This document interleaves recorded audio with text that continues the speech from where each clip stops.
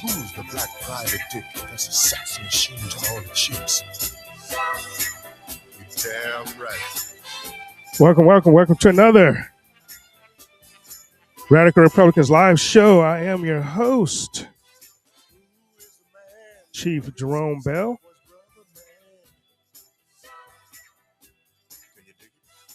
I'm going to check the chat. Welcome to everybody that's coming in tonight.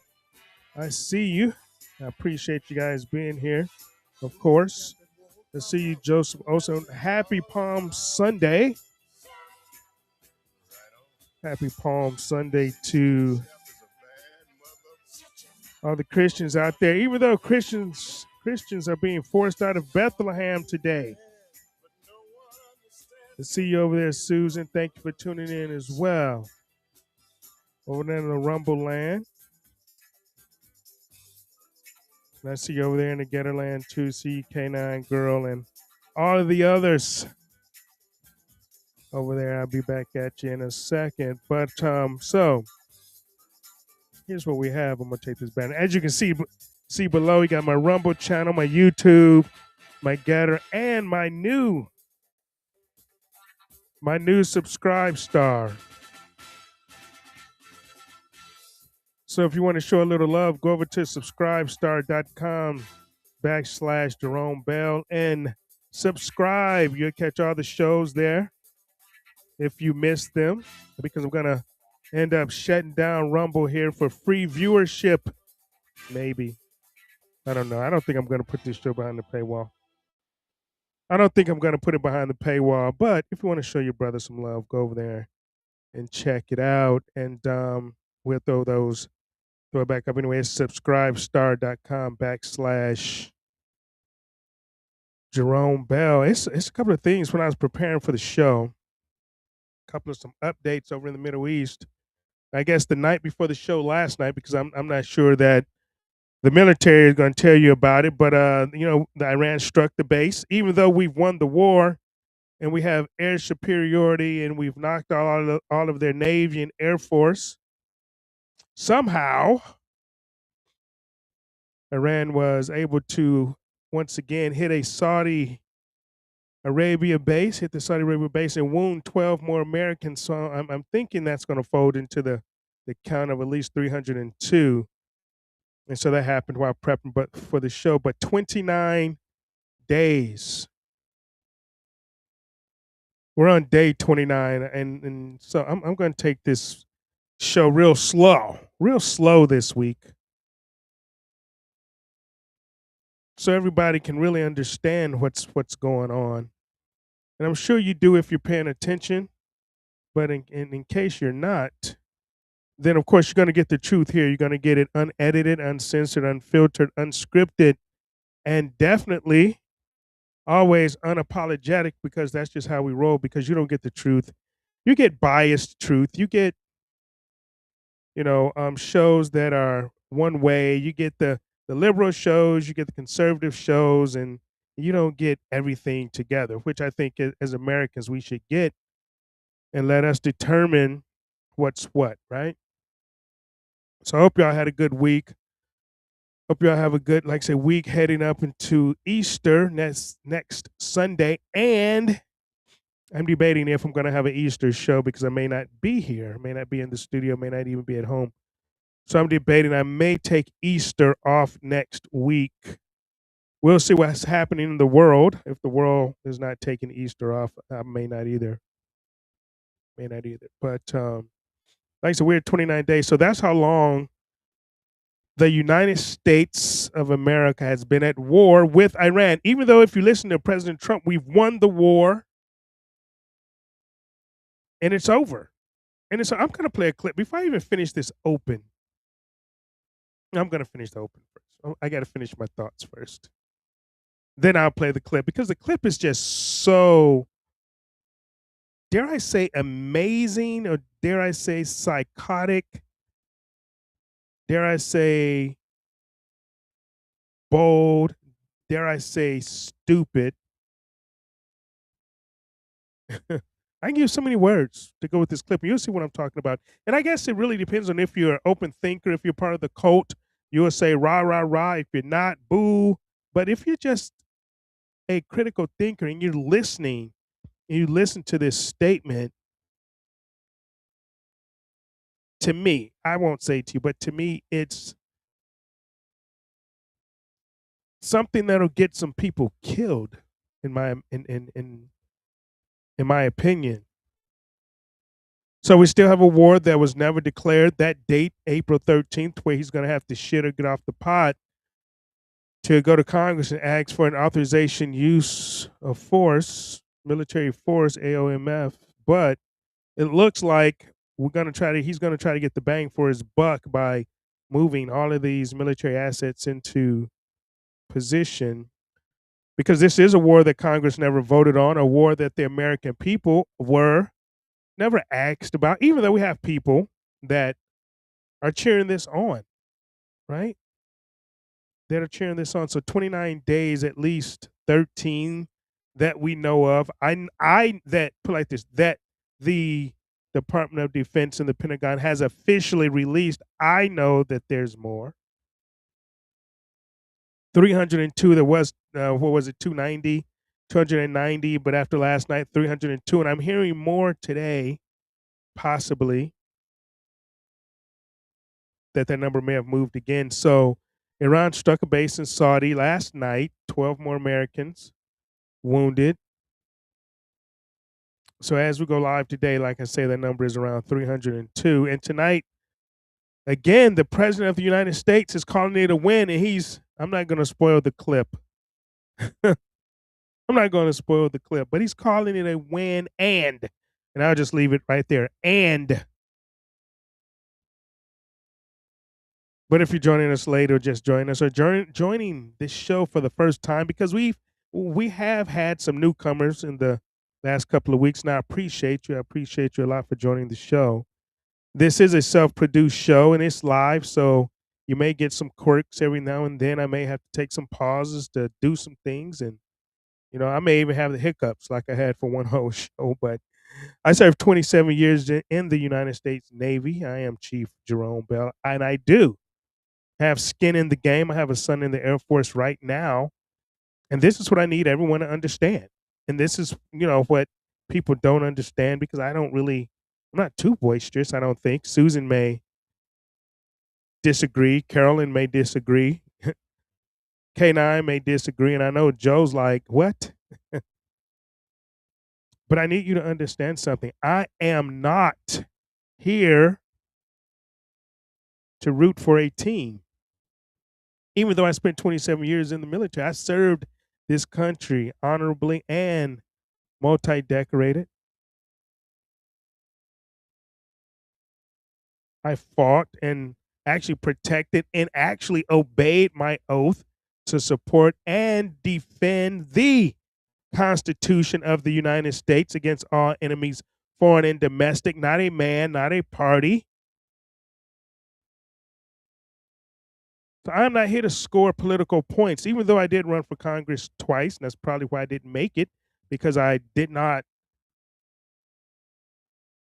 say that I would kiss someone's ass and vote for them for Speaker of the House. So the Uniparty spent $7 million to make sure I didn't make it in. So I'm here because someone has to tell you the truth. Someone. So I tell you what, let's start there. Let's start with the truth, okay?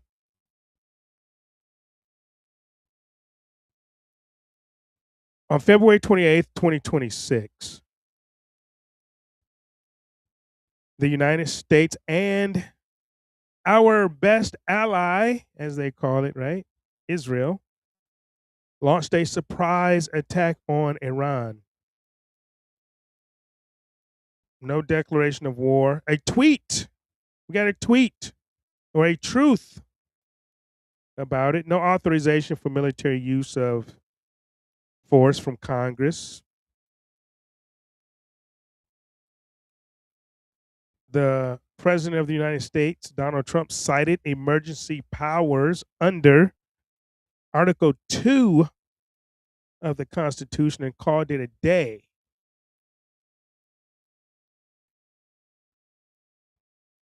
So, for those that may not know, let me tell you what Article 2 does and does not say. And I've been repeating this over the past couple of weeks, but for the newbies, maybe, and for those that just was not paying attention, the president is the commander in chief. This is Article 2. That means he commands the military. What it does not mean, and what the founders were crystal clear about, is that one man gets to unilaterally take this nation to war. It does not mean that. It does not mean that one man gets to say we are going to war. Article 1, Section 8, Congress declares war. Period. Period. That's the Constitution. That's the law of this land.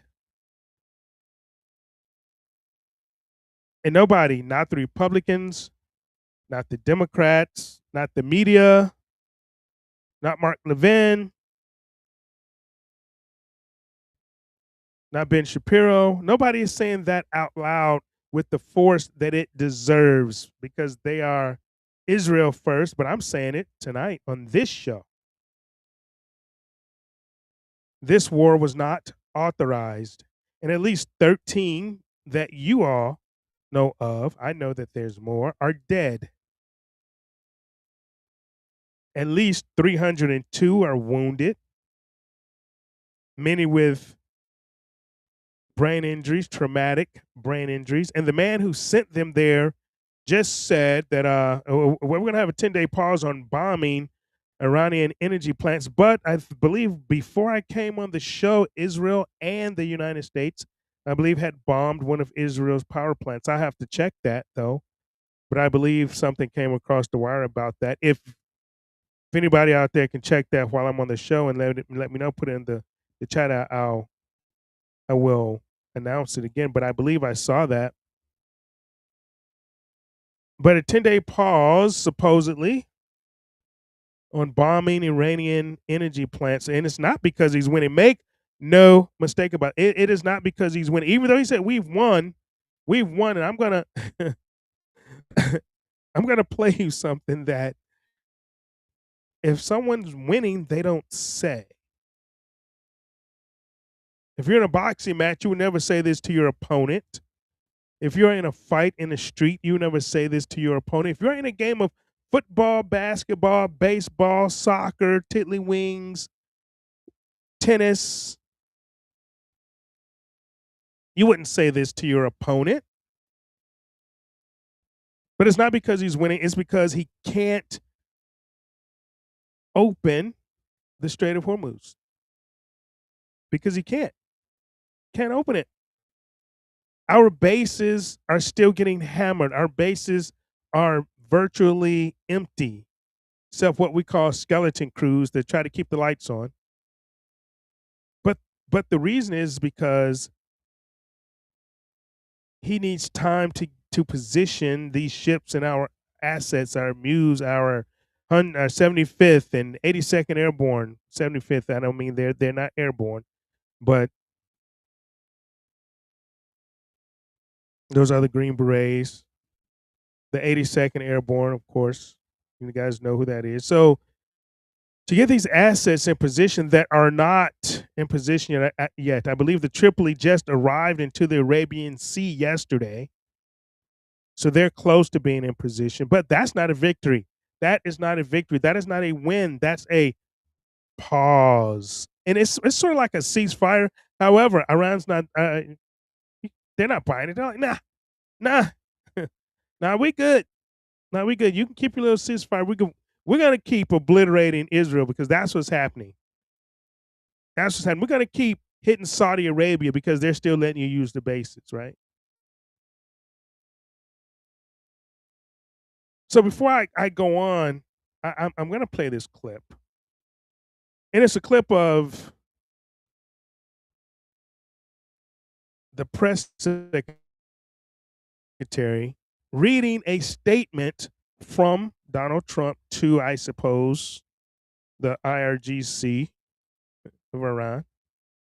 Who's ever running Iran right now? We've killed all the leadership, but we won. We've killed everybody, but for some reason we're still pushing troops into the region. We're still going to overtake or try to take Karg Island or another island in the right in the U of the Straits. But you tell me if this is something that a winner might say. That a winner might say, K9 girl, I see. Okay. You tell me. You listen very, very closely to this, okay?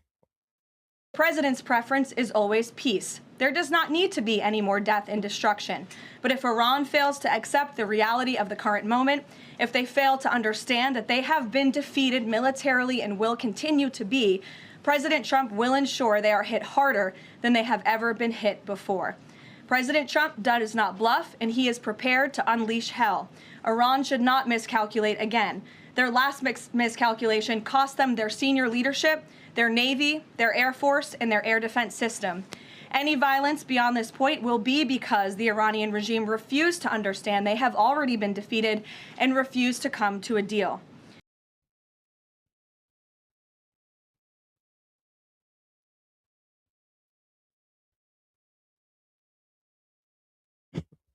You lost. Sit down, right?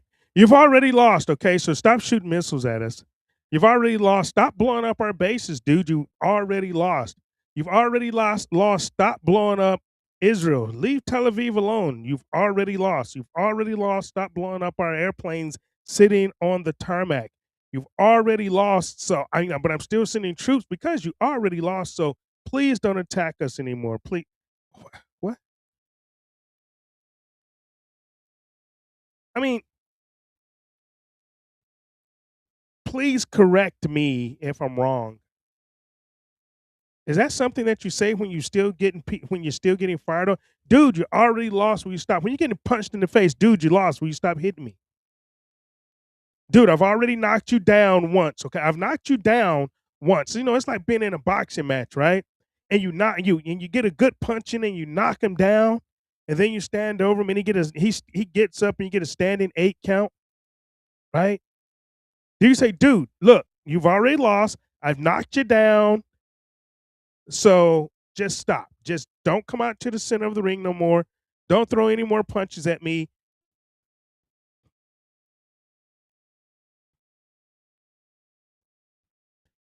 That's troubling. I mean, so what is he going to do? Is he going to nuke? Is Donald Trump crazy enough? Is he deranged enough? Is he mad enough that he'll nuke Iran? Because they're not laying down, because these people are fighting for their country. Is he going to nuke them? He's going to hit them harder than they've never been hit before. He said that a couple of weeks ago, and they still gotten up, right? So is he going to nuke Iran because they are punching back, because they're fighting back like good warriors and good soldiers do? Is that what it is? Dude, we told you this wasn't going to be easy. This is this blows my mind. Carolyn say, good evening. Good at being late, but welcome.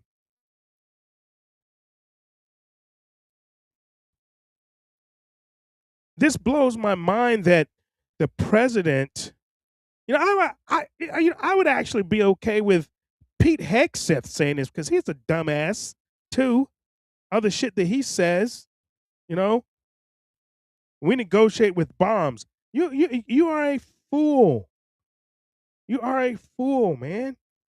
And so for the president of the United States to put this statement out for the press secretary, I sort of felt sorry for her even having to read that. I really did. I really did. I sort of felt sorry for her having to read that, because is that what you do as the president of the United States when you're winning, when you've already won?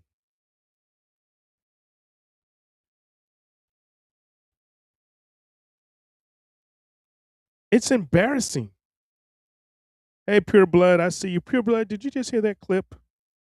Were you here?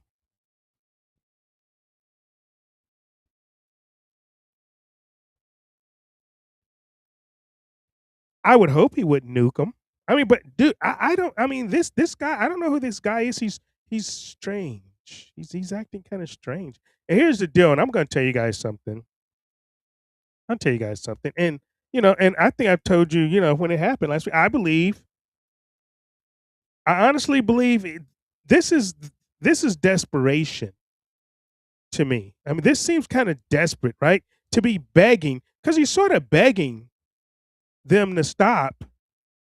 And please don't get up, because I don't want to have to hit you again type deal, or I don't want to have to take another punch. I don't really want to fight anymore. This is the look, man, I really don't want to fight anymore. Okay, I don't. You know,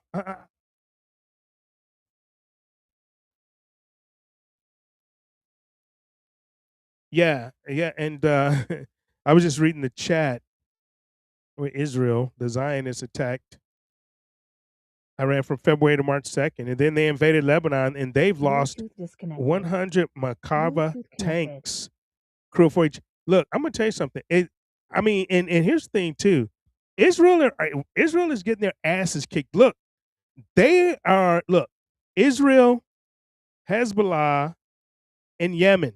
They all launched attacks on Tel Aviv, coordinated.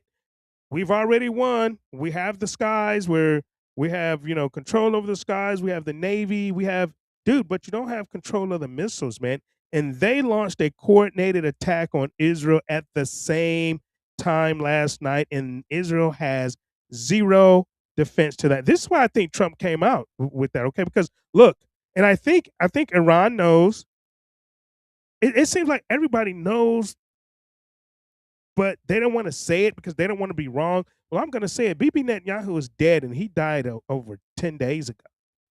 Today's he's died on like the 12th or 13th of March. He's dead. You can see the AI they're bringing out. You can see the Netanyahu 2.0, the guy with the rubber mask, and it's all bundled up down, around here, right?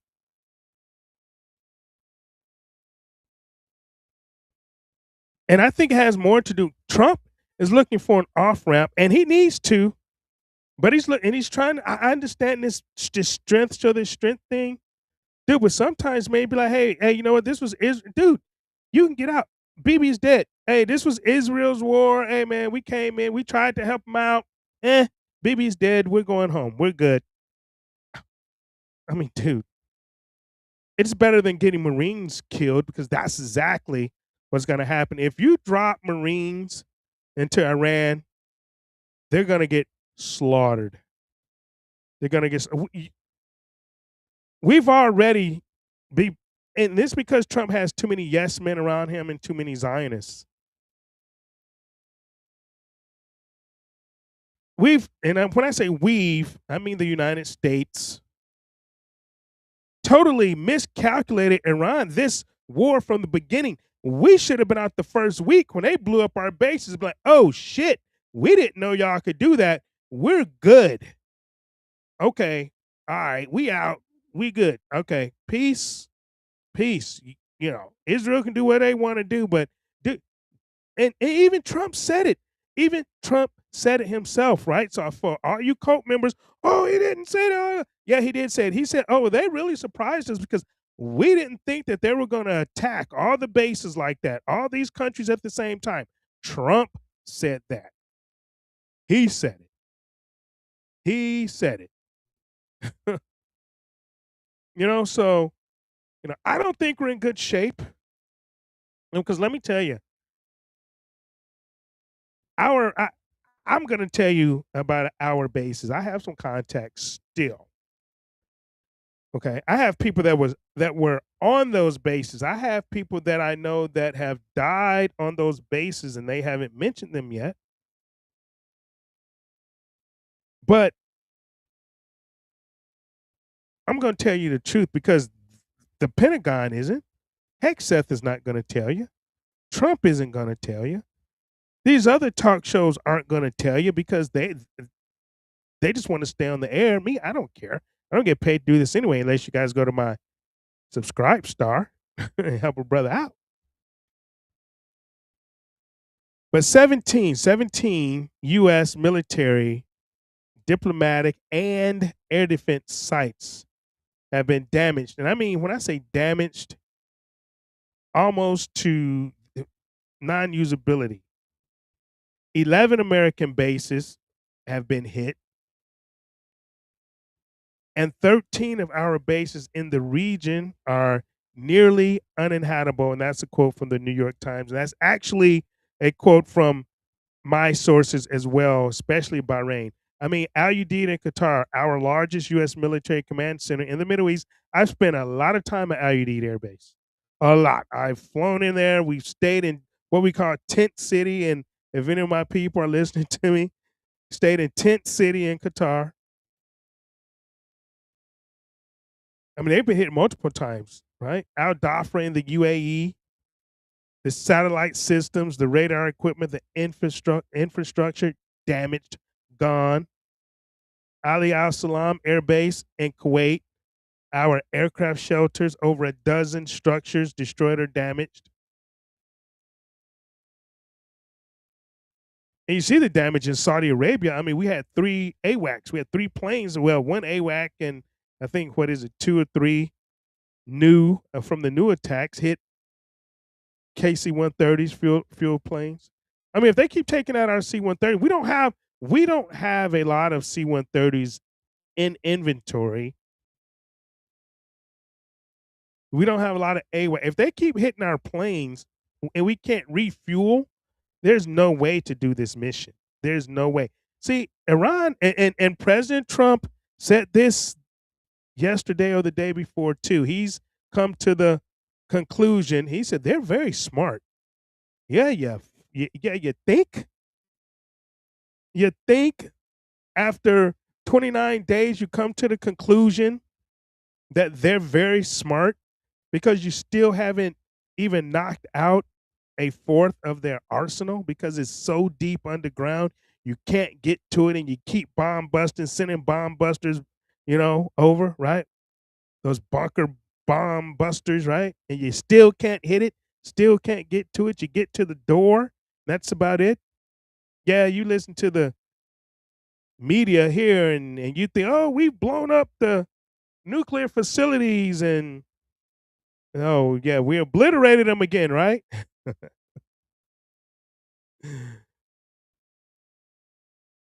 I mean, the Navy's Fifth Fleet headquarters in Bahrain, where I've been numerous times. I've stayed in that hotel that was bombed. I mean, it's reduced from what I understand to fewer than 100. They call it mission critical. I call it a skeleton crew personnel, and all the ships had to leave port or they were going to get bombed.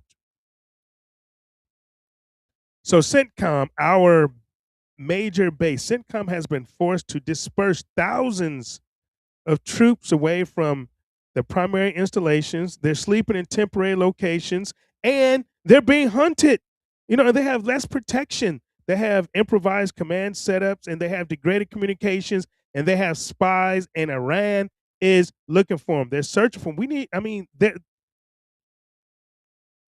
And once they find where they're staying, they're hitting the hotel where they are staying at. So if you look at the estimate, let's say the taxpayer damage, I say taxpayer because we're going to end up paying for it, right? To just the infrastructure. In the first 2 weeks alone, we're talking over 800 million. 800 million, just that. We're not even talking about the planes. The one F-35 that was shot down, that was damaged, that's out of commission, $100 million. That AWAC, what was that, $80 million AWAC or something like that was out. But the President Trump says, we've won. Stop fighting. Stop hitting back. Stop getting up. Please. Please, we've won. Can you just take the defeat? We've won already. And he said that. Don't get mad at me.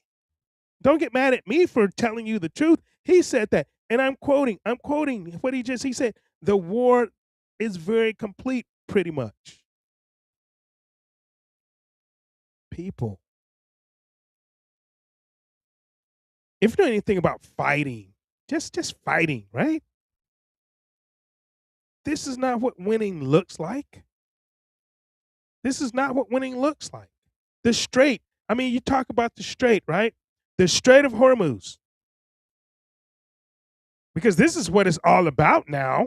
Truthfully, this is what the war is all. It went in as something else, regime change. They knew they're not going to get that's not going to happen.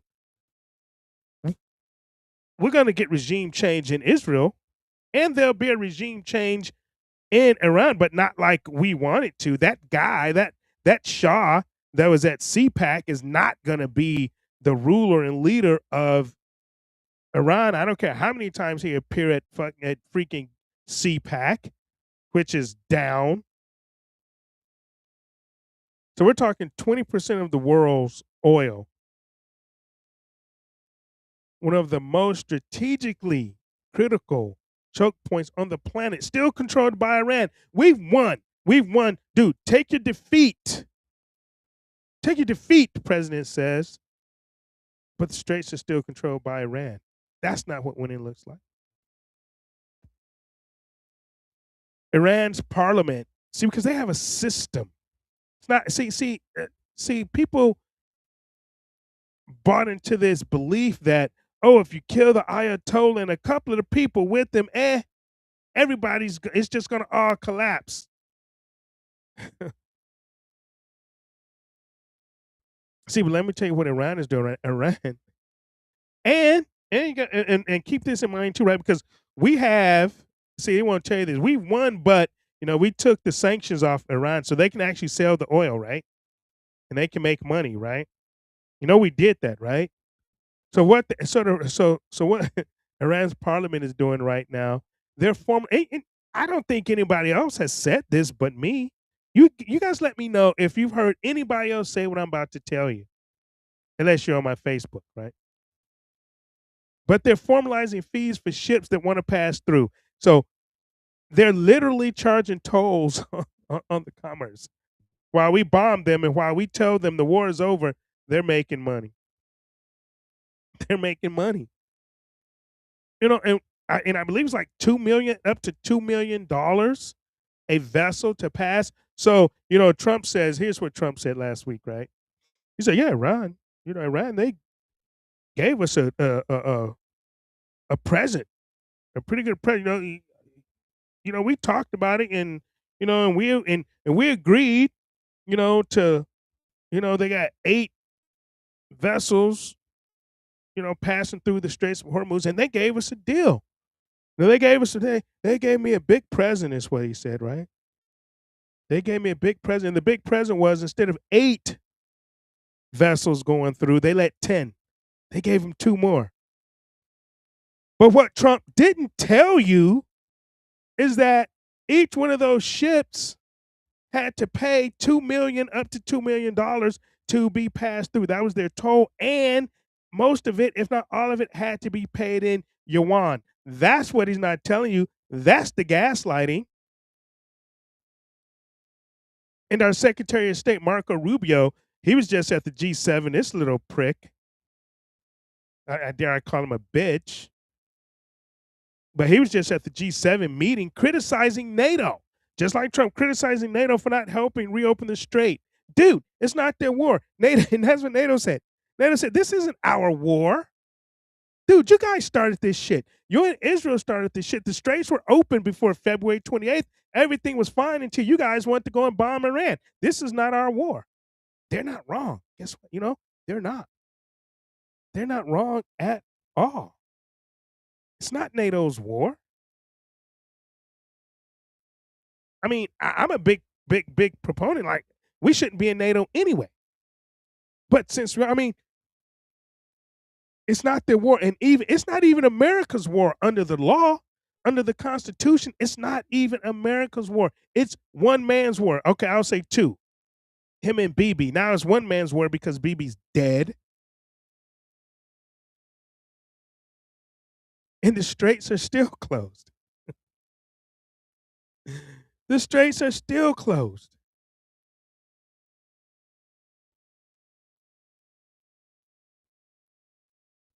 So I don't know if that's winning. If you guys tell me, is that winning?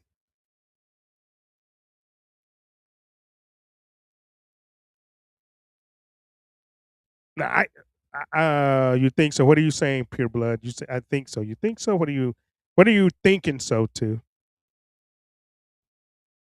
That Trump is gonna nuke Iran? No, I don't think it's that stupid. I mean, if he does that, oh my, America is unsafe for the rest of our lives if that ever took place.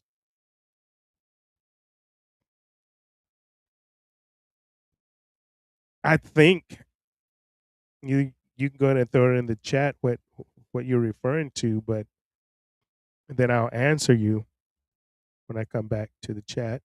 Because I'm monitoring, like 4 different pages. And then we have to talk about this. I mean, this is President Trump has did something that no other president in my lifetime that I know about has done. He's been able to put Iran and Iraq together against the United States. Iraq has declared war on the United States. Their factions. And we left Iraq. We had to evacuate. They gave that, and this isn't news. The Pentagon's not going to tell you. The mainstream media is not going to tell you. Steve Bannon's not going to tell you. MSNBC is not going to tell you. None of these people aren't going to tell you.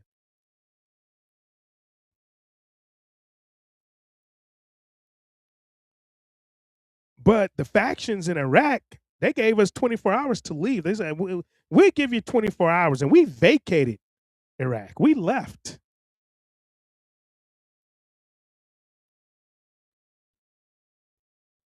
And in the process of all of this, Israel wanted to open up another front. They said, okay, You guys take care of Iran. We're gonna go and we're gonna take Lebanon. They are getting their asses handed to them. Okay, because all while this was going on, Hezbollah, they were chilling, they were down, they were in the cut. Over the past year, they haven't done anything. They were supposed to be defanged after the Lebanon ceasefire, right? Israel thought they was just going to go in there and take more land like they did in Gaza. So Hezbollah is back. So they started firing rockets at northern Israel again this month. And where they're at now, it is a battle like Joe said, right? Joe said that they tried to come in and then they invaded Lebanon, and oh my God, they've lost 100 Merkava tanks, crew of 4 each. You do the math. I count 4,000. I count 4,000. Right? 400 in there, but 4,000 in the news that Israel has lost.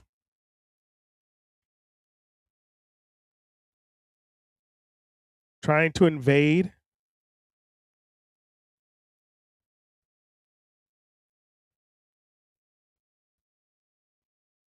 Right there in, what is it, southern Lebanon. Trying to take it. Susan say that worries me. What's that?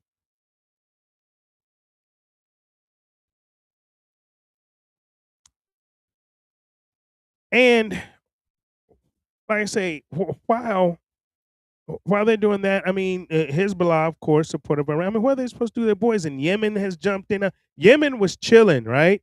They was just chilling. Dude, they had all this planned. Dude, do you guys realize that our military brains have been outsmarted by, somebody called them jihadis or no hajis. Somebody on my Facebook page or something called them hajis. I'm like, dude, that's so like one immature, two, totally racist. Three, you don't respect your opponent. And we didn't respect them. We didn't respect them, and they are surgically destroying Israel, surgically have destroyed our bases in the Middle East, and after months of, Israel hammering Lebanon despite that ceasefire, man, Lebanon and Hezbollah, hey, Israel got a fight on their hands, man. They're saying, Israel's military is saying that they're not going to have enough guys because the reservists aren't fighting. The reservists are not coming, even though they've called up like 400,000 and trying to call up some more. They're not going. They're like, nah, we're good. We're not going to die for this shit. We're good.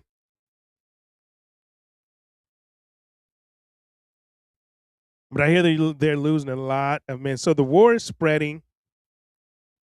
There's no end in sight. I don't see an end. And we are smack dab in the middle of it. Again, without a vote. Again, without a declaration of war. Again, without a strategy that makes sense to anyone who's actually been in uniform. Joe, does this make sense to you at all? I mean, you've been around, right? Anybody in uniform. Does this strategy even make sense? You don't even have to even know a bunch about military strategy. Hell, if you just play Risk, right? Anybody play Risk, right? This is what Trump is playing. Trump and Hegseth is playing the game of Risk. That's exactly what it seems like to me. They're sitting back, rolling the dice, and trying to see how much territory that they can take. And Trump said something that's preposterous. I don't know if I downloaded that, but Hegseth said that was preposterous about Trump is redrawing the lines of greater North America. Greater North America. This is what he's calling it, from Greenland down, whatever. Let me see. I think I'm gonna see if I can. I'm gonna see if I can clip this. I'm gonna send this. So I'm gonna play this clip here once I get it downloaded. And this is Pete Hegseth talking about President Trump in the new lines of the world. He's redrawn the maps of the world. I mean, isn't this how Rome fell?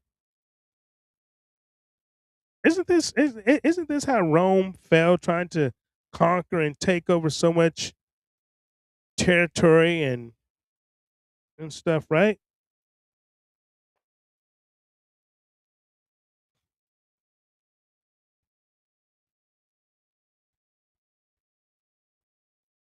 I'm gonna try to catch this real quick. Give me a minute.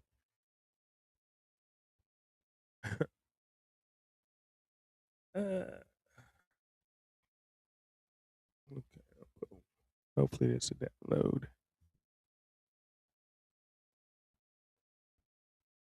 So all while we're in the middle of this war with Iran and against an opponent that we want them to stop, dude, stop. Will you guys? Will you guys just cut it out? You lost already. Will you just stop it? I can't help but laugh, man. I honestly can't help but laugh. But this is Heck Seth. I'm gonna play this. Let me get it downloaded first. I mean, so this is the stuff that they're thinking about and I mean doing, even though we're in the middle of a war, man. And see what I play. In the middle of in the middle of a quagmire. I don't know how long that's gonna take if it downloads, but let's see. But I'll play it when it downloads. But we're in the middle. Okay, I don't think you will. I meant is Nettie Boo Boo dead? Oh, yeah. Yeah.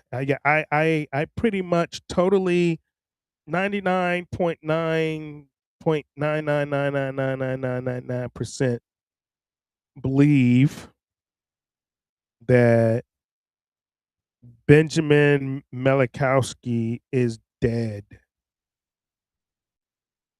Yeah. Yeah. Yeah. Yeah. If I had to lay a bet on it,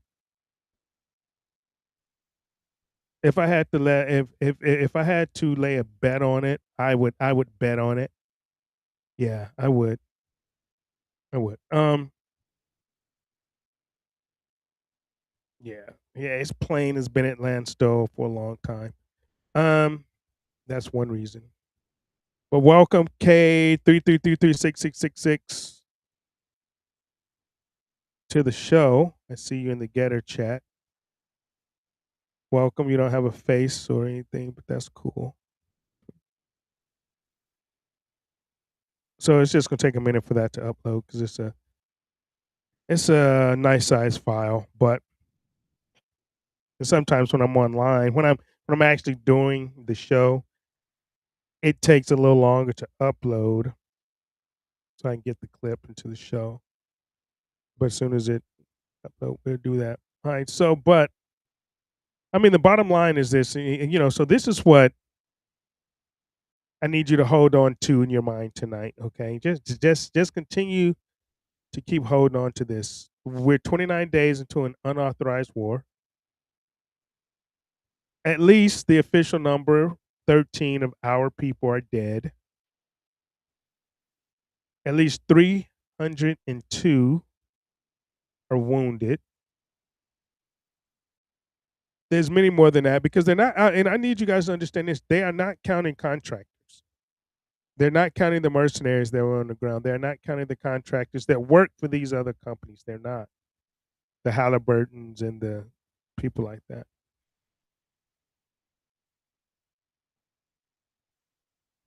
Bases are still on fire. Saudi Arabia still getting hit. The Strait of Hormuz is still closed unless Iran is letting them pass if they pay their toll. And I'm hearing there's like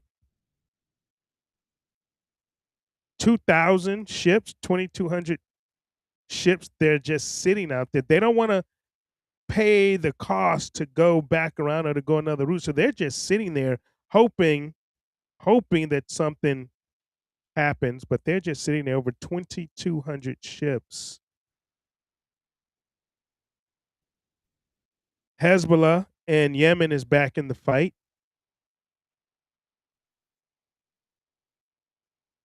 President Trump says, Iran, you've lost. Lay down your fists, admit defeat,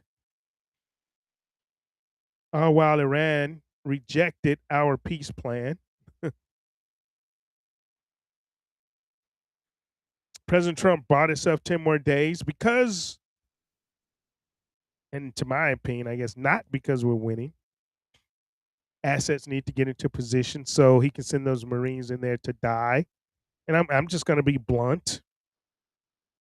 And those are my brothers and sisters in arms. And I don't want any more bloodshed of American forces on foreign soil, especially for a war that was not ours to begin with. So we have that. Meanwhile, TSA agents are still working for free, but Homeland Security gets funded. Department of the what is it? ICE.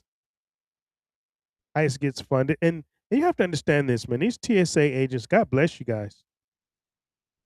I mean, they some of these people are donating plasma just to pay their bills. You guys have to understand that, man. What's really going on?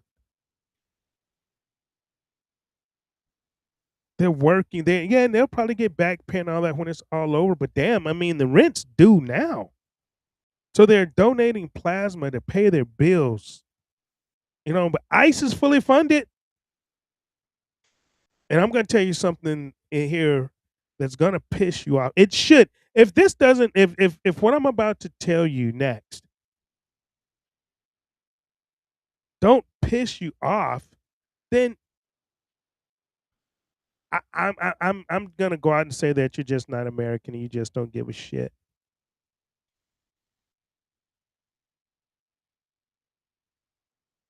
So ICE has what 75 million billion or something. TSA has nothing. But Jared Kushner, this what and I'm still trying to figure out. I know he's the president's nephew, but he has a bigger role. This guy is that. I bet I can't say this. I can't say that on air, but Jared Kushner, the president's son-in-law, who's Jewish, he's in Davos pitching 180 skyscrapers on the Gaza coastline with, here's the part I need you to understand, 1.25 billion of our tax money just got transferred to him without congressional approval to something called the Board of Peace.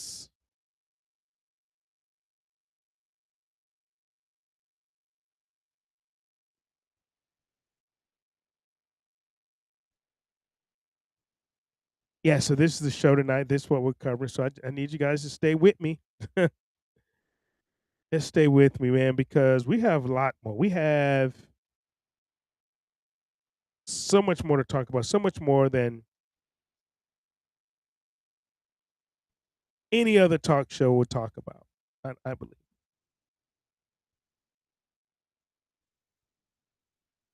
Video still loading, man. It's crazy.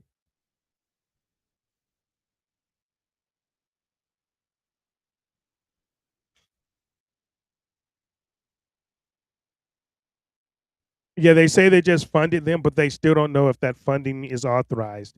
So the president said it.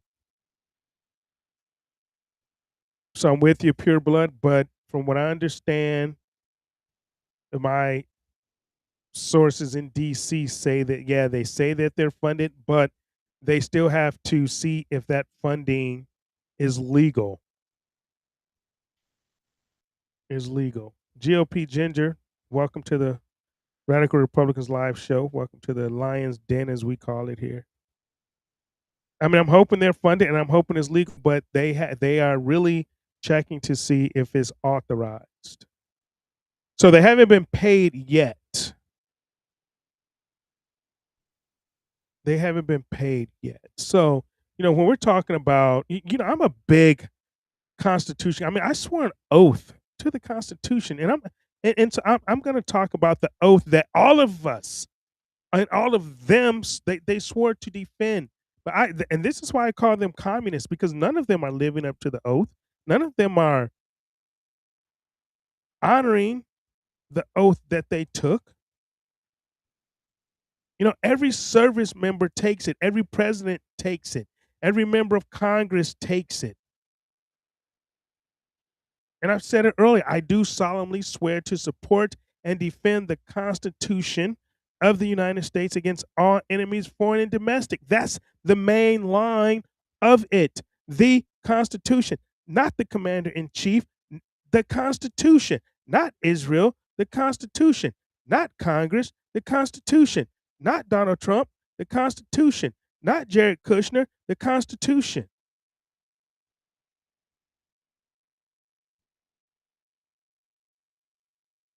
And I've already been through it, but I feel like I just have to keep repeating what the Constitution actually says about the war, because obviously people may not be listening and you just may not know. So here's the civics class again.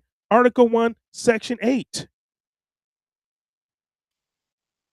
Congress shall have the power to declare war, not suggest war, not advise on war, not pick up the phone at 2:00 in the morning because Marco Rubio is telling you, hey, we just went to war, not reading a truth from Donald Trump.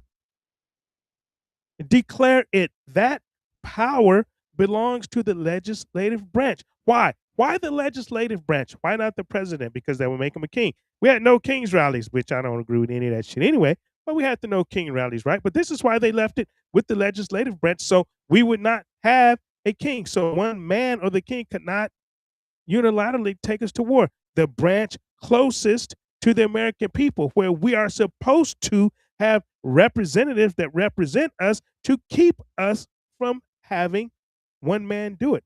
Why? Why? It's because the founding fathers had just lived through a king who took them to war whenever he felt like it. Whenever he felt like it.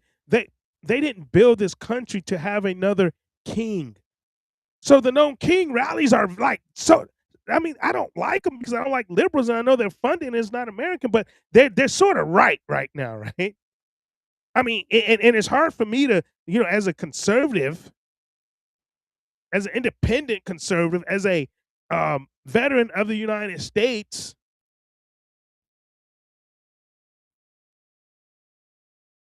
to actually say, well, the no kings rallies, they may be needed right now because, yeah, sort of acting like a king, right? When you hear him talk, he says I a lot. Do you notice?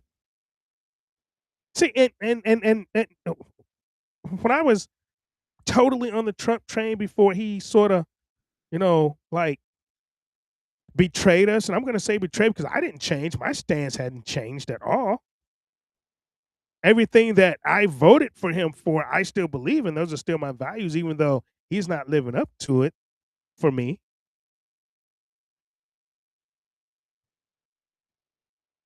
See, but it's hard for me to say, wait, damn, man, the No Kings rally is, like, God, man, he put himself in this position, though, right?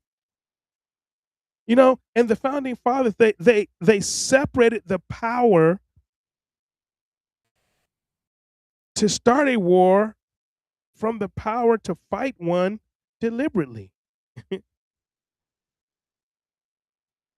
actually had a war and separate the power from the king. So now they try to use the War Powers Resolution of 1973. That never should have happened. The War Powers Resolution of 1973 never should have happened. I know it's for the Vietnam War, but it never should have happened.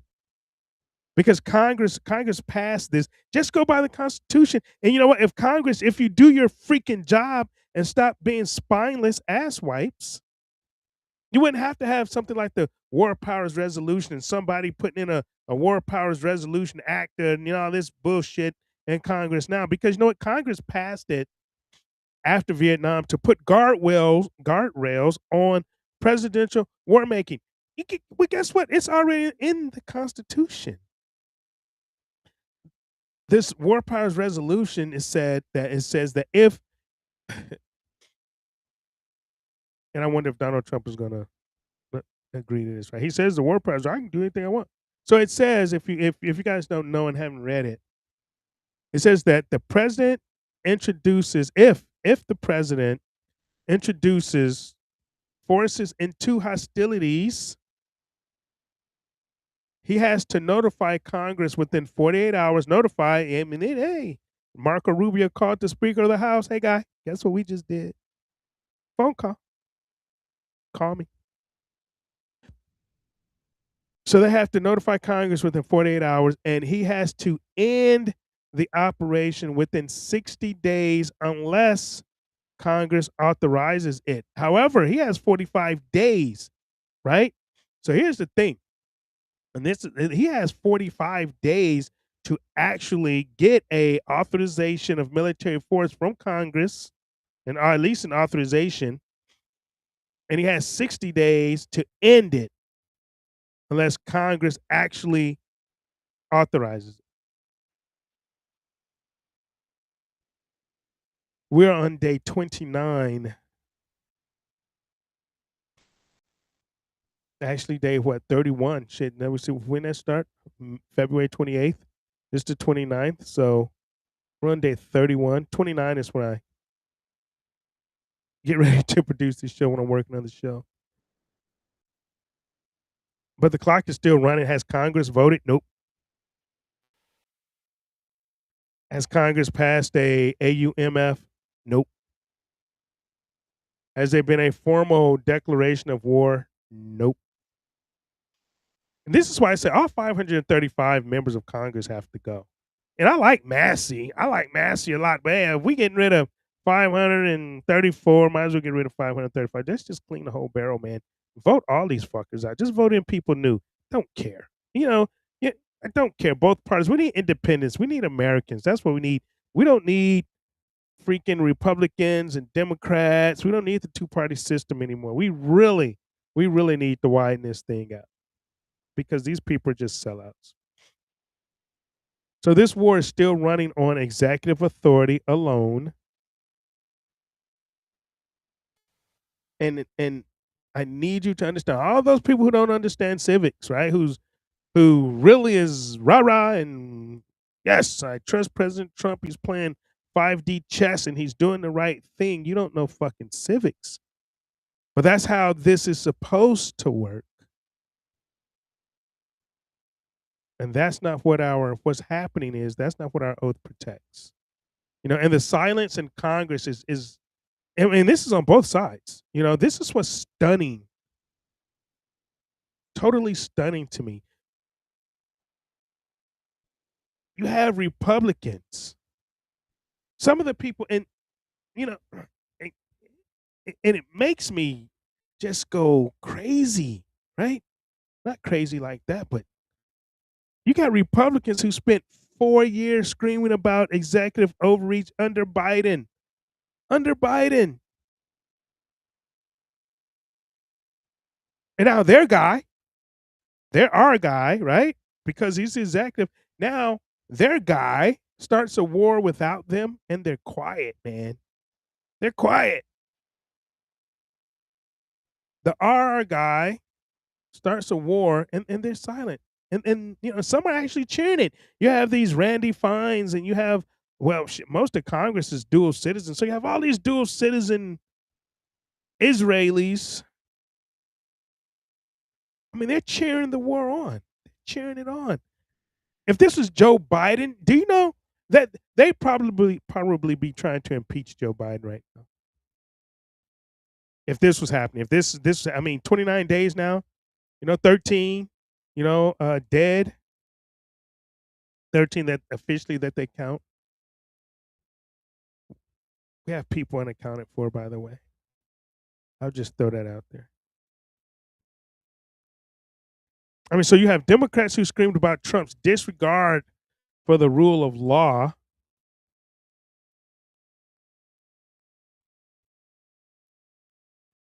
And the loudest thing that that I've heard them say, or the loudest thing that they've done about an unauthorized war is to try to fund TSA separately. You know, they haven't really come out against the war. They really I haven't seen any Democrats file any resolutions to try to stop it. They're trying to fund TSA separately from Homeland Security, and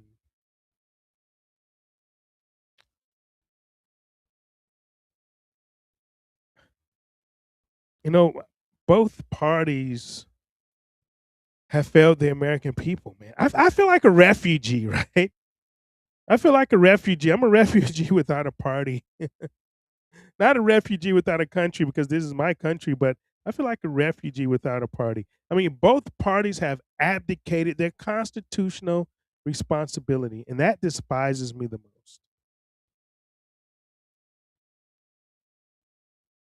I mean, and when we're talking about the men and women in uniform, the ones actually bleeding in Kuwait and Saudi Arabia and Qatar, they deserve better than that. They're out there doing their job, following orders, supposed to be protected from war by the Congress of the United States.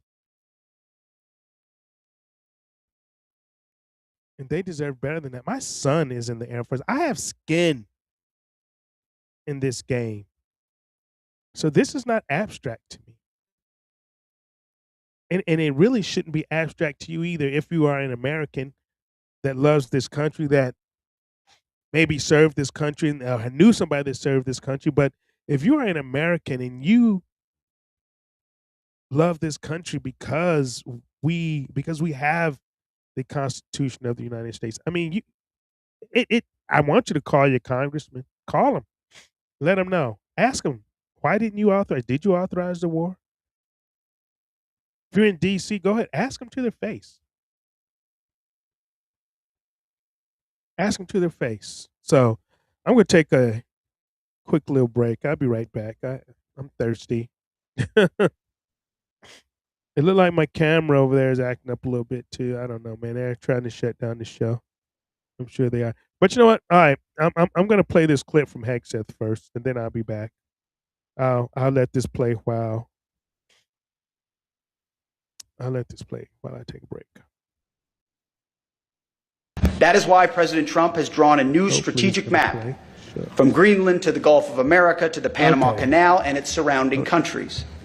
At the Department of War, we call this strategic map the Greater North America. Why? Because every sovereign nation and territory north of the equator, from Greenland to Ecuador and from Alaska to Guyana, is not part of the global South.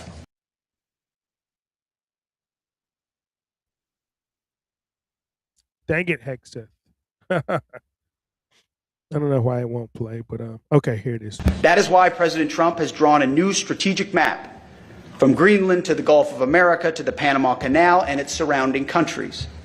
At the Department of War, we call this strategic map the Greater North America. Why? Because every sovereign nation and territory north of the equator, from Greenland to Ecuador and from Alaska to Guyana, is not part of the global South. It is our security perimeter in this great neighborhood that we all live in. Each one of these countries border either the North Atlantic or the North Pacific.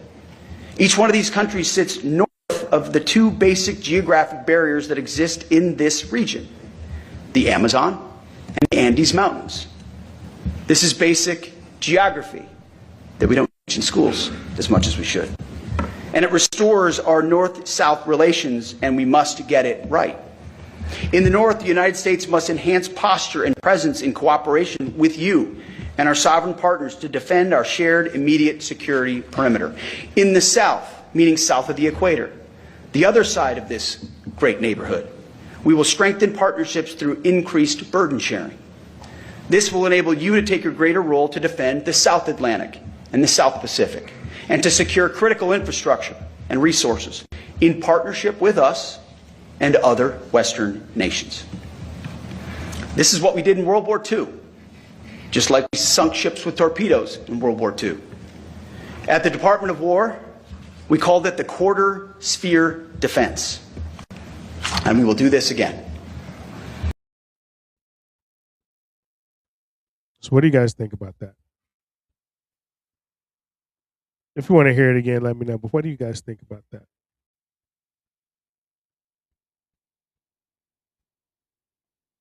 Oh, Susan says, worries me about going nuclear. Well, hey, yeah, nothing to worry about. You won't feel it. I'm sorry. Bad joke. I'm sorry.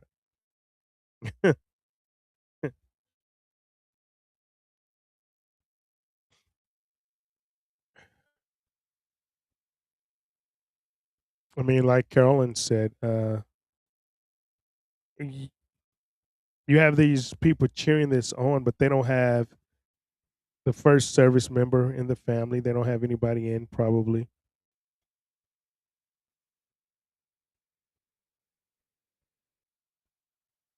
I mean, well, this is where we are, right? So this is what that line, he wants to redraw the map. He wants to redraw the map. Obviously, he doesn't understand Rome, what happened to Rome.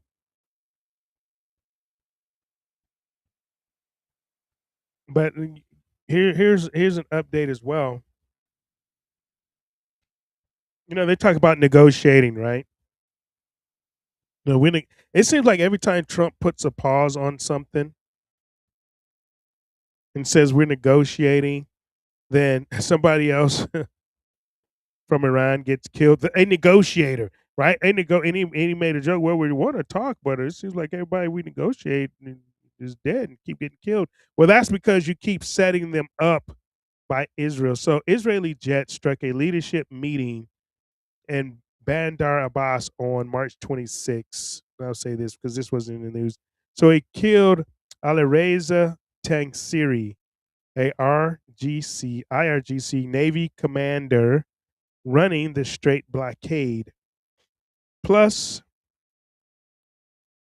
intelligence chief Behnam Rezai, and I don't know how to pronounce these names, and I'm sorry, and the rest of the IRGC Naval Top Command CENTCOM confirmed this. Admiral Cooper issued a surrender appeal to remaining IRGC Navy members, and the strait is still closed. The strait is still closed on March 26th. This is what happened. On that day, that same very day, President Trump extended his hand, what he's calling a pause, what he called a pause on striking Iranian infrastructure. 10 more days until April 6th. And this is what the pause said. You guys may have heard it or read it, but he said that as per his Truth Social, as per Iranian government request, saying that the Iranian government requested it. Please let this statement serve to represent that I am pausing the period of energy plant destruction by 10 days. Talks are ongoing and they are going very well. They are going very well. Well, you know what? Iran's foreign minister has said that they have no intention of talking to the United States. Iran's state broadcaster said that they reject the U.S. peace proposal. An Iranian military spokesman went on television. You guys see him? If you guys, you might not see him here.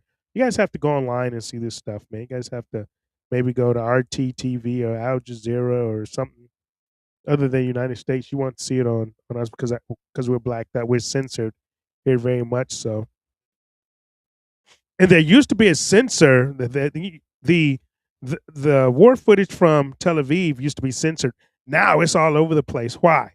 Why is it all over the place now? Why is it that when Israel's blowing up something or they're, genocide in Gaza, it's not televised, right? But now that Israel is getting the shit knocked out of them, it's all over the place on social media, right? Well, that's because they're trying to get sympathy now. Because you know what? They always play the victim. They always play the victim. And it's not all Jews, but it's always Jews. It's not always them, but it's always them, if you understand what I'm saying, right? So the Iranian spokesman went on television and said, and I am reading this directly right now. I'm looking at it and I'm reading it directly because I don't want to misquote anybody. He said, "Don't dress up your defeat as an agreement." That doesn't look like somebody that think they've lost. Your era of empty promises has come to an end. This is the negotiation. Hey, we're pausing to negotiate. Hey, Israel kills another guy. You know, that's not going very well for us. That's humiliation. That is humiliation. The guy gets us, read it and says, "Don't dress up your defeat as an agreement. Your era of empty promises have come to an end."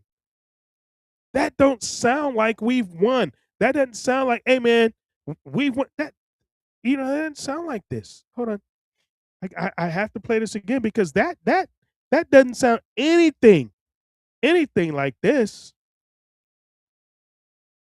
President's preference is always peace. There does not need to be any more death and destruction.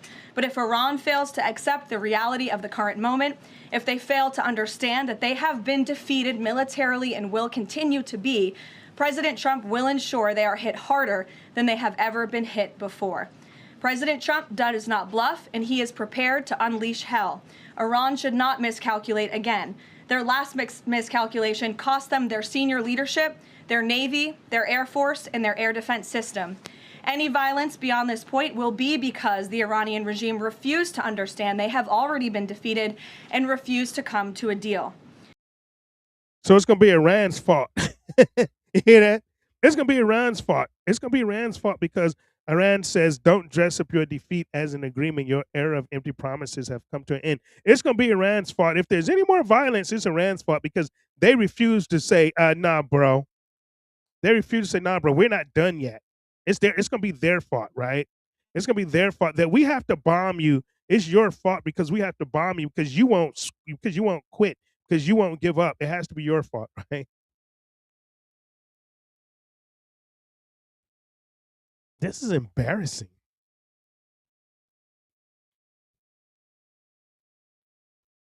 I mean, the administration through, and every time I go through these names, I just see the people that Trump has surrounded himself with.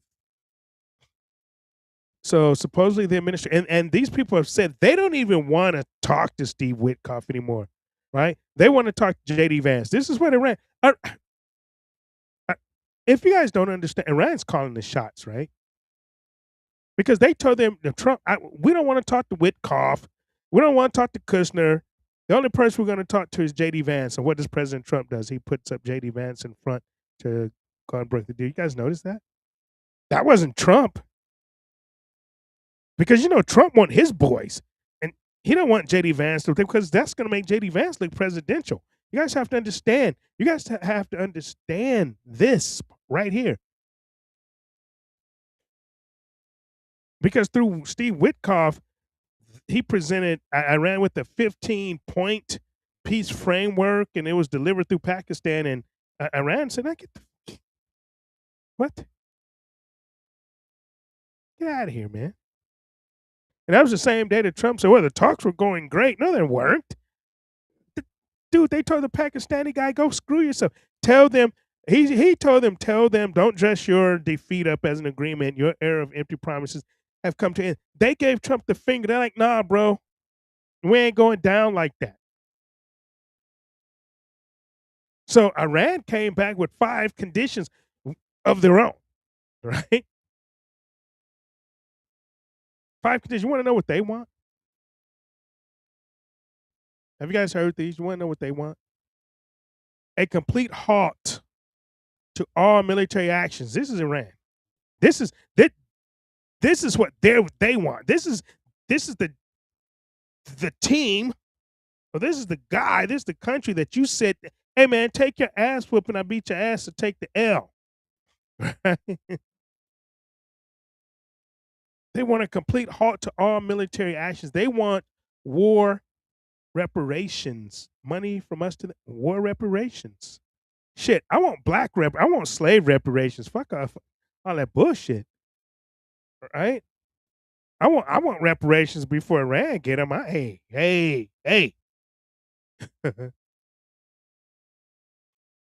But they want war reparations.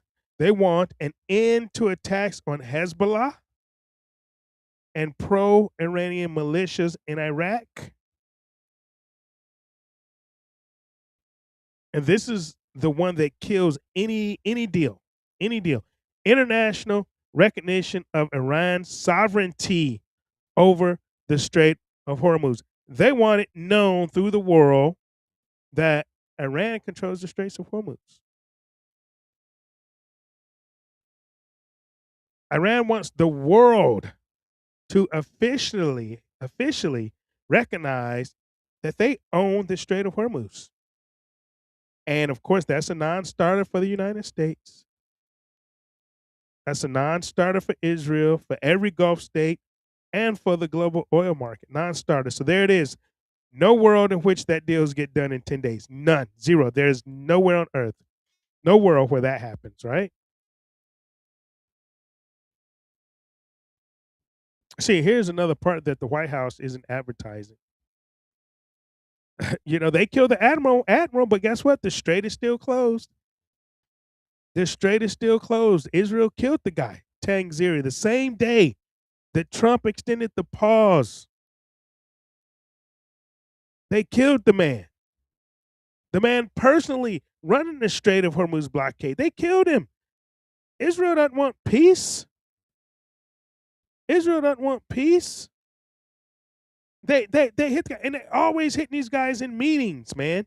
They always hitting these guys when things are going in meetings, when they're negotiating. They always want to hit these guys, and they kill them in their meetings.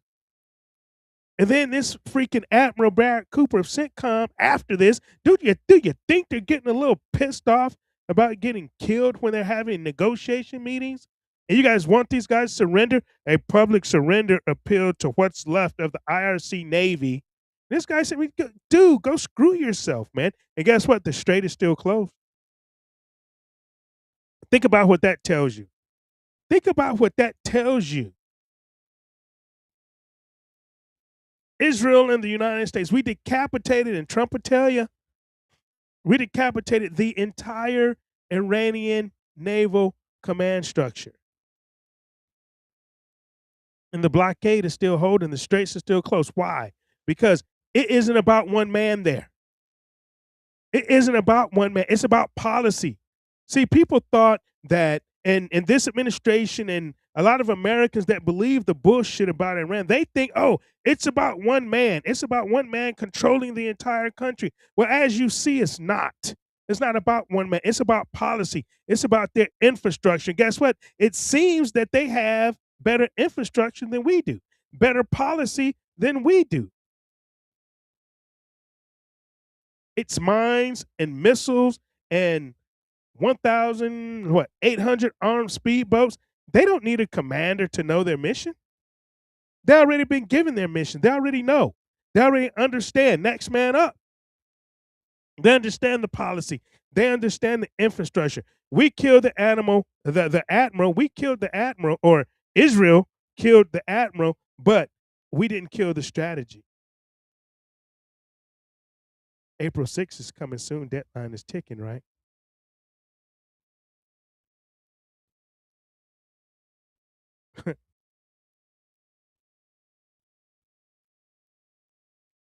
So here's what I think is actually happening. I'm going to check the chat real quick. Sorry.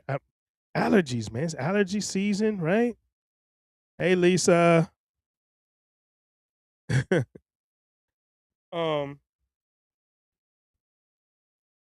Okay, here's a couple of things. I'm going to hit the chat for a second because it's some things in here. A lot of people refer to Trump as Nero. You know what happened to him? So Susan says she saw my post about the email, the Cash email hack. Yeah, Cash's email didn't get hacked. You guys have to understand that. It wasn't Cash's email that got hacked. It was Israel IDF that got hacked. and it's a bunch of stuff that they're threatening to release after once they go through. But Cash's email, they put out some stuff on Cash, but it wasn't his email that got hacked. It was Israel and the IDF servers that got hacked. So stand by for that. Joe say Donald J. Trump's daily briefing is 3 minutes. Gun camera footage of Iran being blown up. Yeah, I don't think he's being told everything. When Donald Trump, I think he said he finds out stuff on the news. When we find out, he finds out about it. I believe he actually said that in one of those conferences or whatever he had. Well, I didn't find out about it until I saw it on the news. Can you believe that? He said it. I didn't. Don't be mad at me. I'm glad you're here, Lisa. Thanks for coming. Appreciate it. Jamie, what's up, boy? I see you. So, so this is what I think. Let me just my analysis, my analysis based on and I'm sure you probably can sum it up because I just ramble sometimes, but my analysis is based on 27 years of watching how these things work, being a part of them, being on the Admiral staff, watching it in full time, watching it live, being there live, participating live. So I want to be clear on it. One of the assets are not in position yet. They're not. I hear from lawyer friends of mine that a lot of the Marines that's on these vessels are filing conscientious objector petitions and requests to not go, to not be a part of this. So that's something that's happening.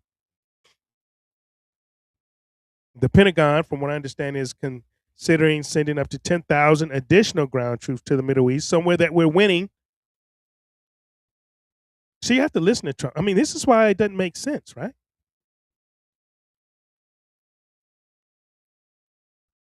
This is why it doesn't make sense. I mean, because if we've won, right? Why are we sending 10,000 additional ground troops to the Middle East to get slaughtered? You don't. I need to probably have Pete Hegseth's job, right? You don't send 10,000 ground troops because you're winning. You don't move billion-dollar assets that's costing you billions of dollars a day because you're winning.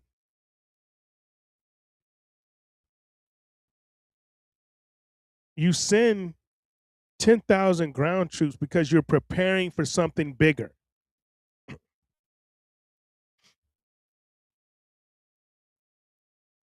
And reports have surfaced, I'll say that the U.S., of course, may be planning, you guys heard this, I'm sure, to seize Karg Island.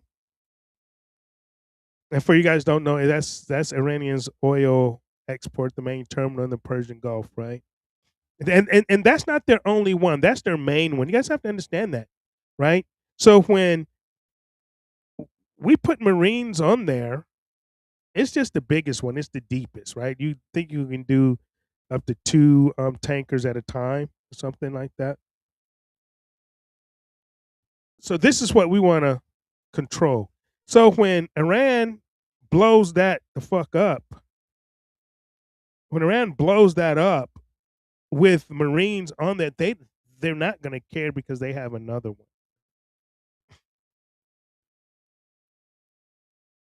So if we're trying to do that, that's going to be a massive escalation, and it's not going to fare well because you have to get to the island, you have to navigate, you have to get on the island, you have to secure the island. And I guess Hegseth and Trump think that they're going to do this without any fire.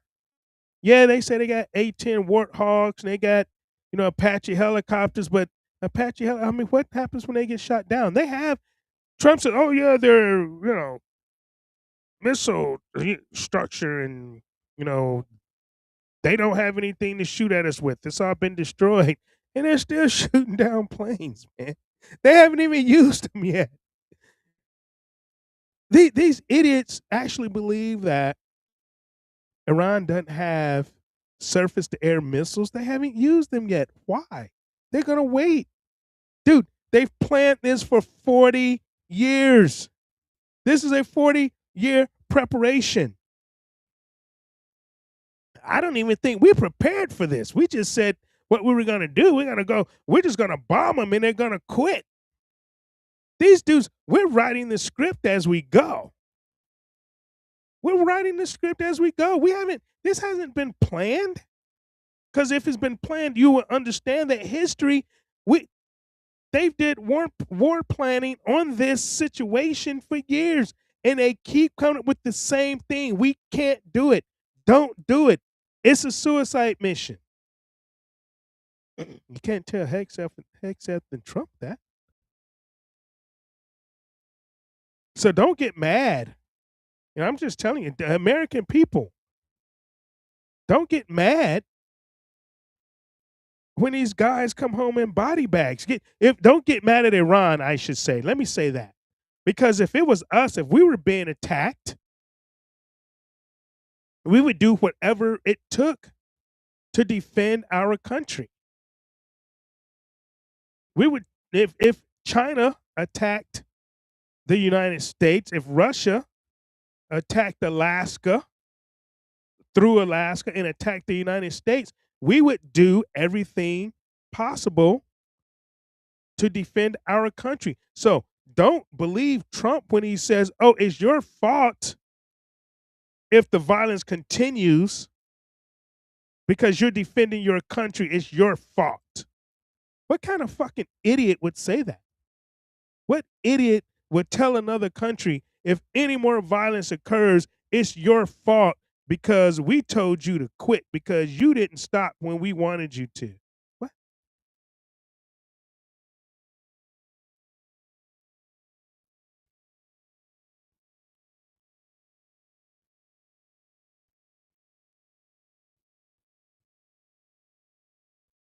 So a ground operation, and I'm sorry. I'm sorry for saying that. But we're gonna have a lot of people come back in body bags if we drop people on the ground. I don't care what badass and I already know we got SEAL teams on the way. I know people. They're being deployed. I know them. They're going there. And I may not ever see any of them again. Some of these people some of these people have family members watching this show, have family members. They may not ever see them again. So I don't say that lightly, and I don't say that being callous or mean. I'm saying that being truthful. The President of the United States and Pete Hegseth are sending your people into a meat grinder. And they're not going to come out. So an occupation in any multiple mediating nations have warned the United States forces that they can take that they can't, even if we do, okay, even if we do take the island, let's say that. Let's say, okay, we're badasses, we get on there, man, we get on the rushing the beach. You have to you guys need to understand where this island, these places are, right? And you have to understand what Iran has. You really have to understand that this is a suicide mission. And I mean, this is worse than Normandy. This is going to be something like the beaches of Normandy. This is not going to be Iwo Jima. This is going to be like the beaches of Normandy. This is not going to be the Tet Offensive in Vietnam. This is going to be like Normandy. Rushing the beach. They're going to die before they get to the beach. They're going to die before they get off the boats. And those that do make it to the beach. So what happens? What happens when you get on the island? What happens when you take the island? Now, I need you guys to visualize this. People that don't know that or don't understand war. What happens when you get on the island? How are you going to hold it? How are you going to hold it? How are you going to hold the island? Because that would require prolonged military commitment. So you're talking now, what? Iraq, years, Afghanistan. How are you going to hold it? How are you going to defend against the missiles that they're going to shoot on that island, that they're going to shoot at the island? How are you going to hold the island when they blow it up? How? How are you going to do that? I mean, because this should sound familiar. It should. Iraq, Afghanistan, 20 plus years, trillions of dollars. And guess what? And we left. And we left because we couldn't win. And Trump says that he expects this war to be over within 4 to 6 weeks. He is out of his mind. We're at day 29. We're at day 29. The strait is still closed. Iran still has its missiles. Hezbollah is back in action. Yemen is back in action. The Houthis fired again at Israel tonight. So this is not 4 to 6 weeks. This is a president managing optics while the military tries to get in position. This is what this is. This is just an extended pause. So this is pause. This is not peace. Understand that. This is a breath. It's not even a breath because Israel is still punching before the next punch. And so this is Jarome Bell. This is the Radical Republicans live show. And I'm going to take a quick break and I'll be right back in a little bit. I have to break in between these hours now, man. I have to. So let me jam this. Okay, so we'll be back.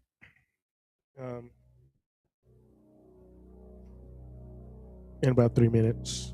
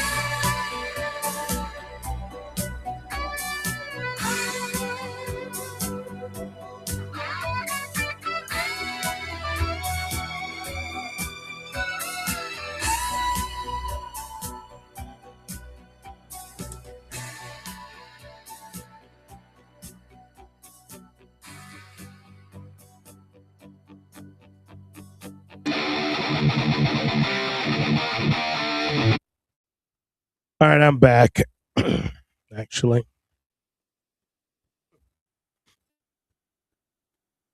Iwo Jima had a game plan, didn't include man-pod missiles and suicide drones. I know, right, Joe?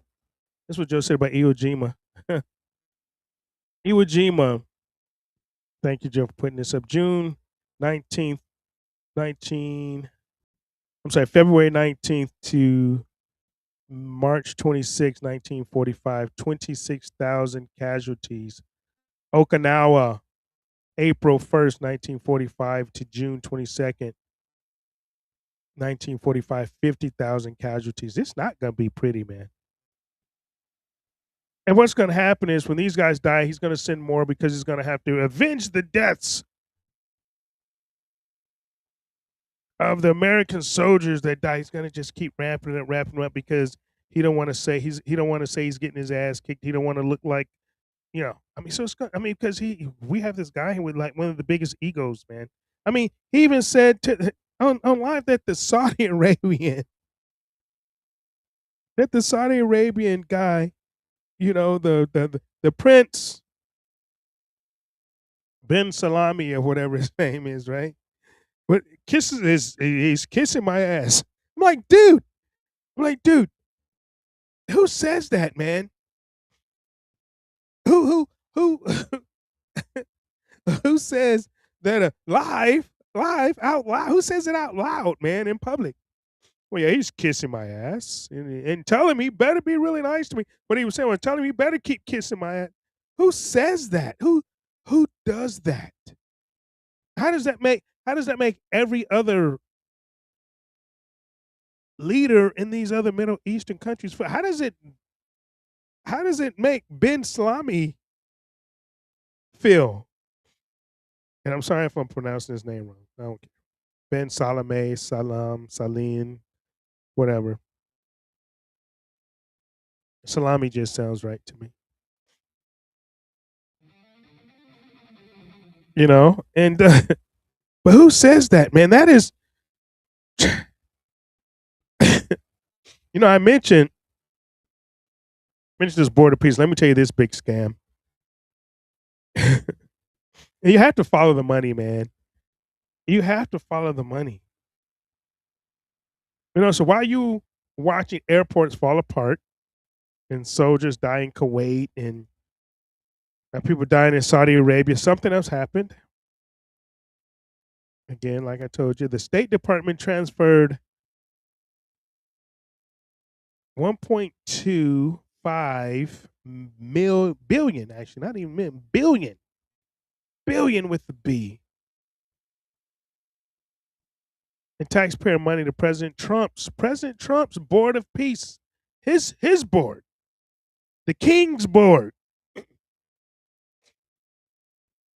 during a partial government shutdown without a vote in Congress. They did it while the government was shut down, man.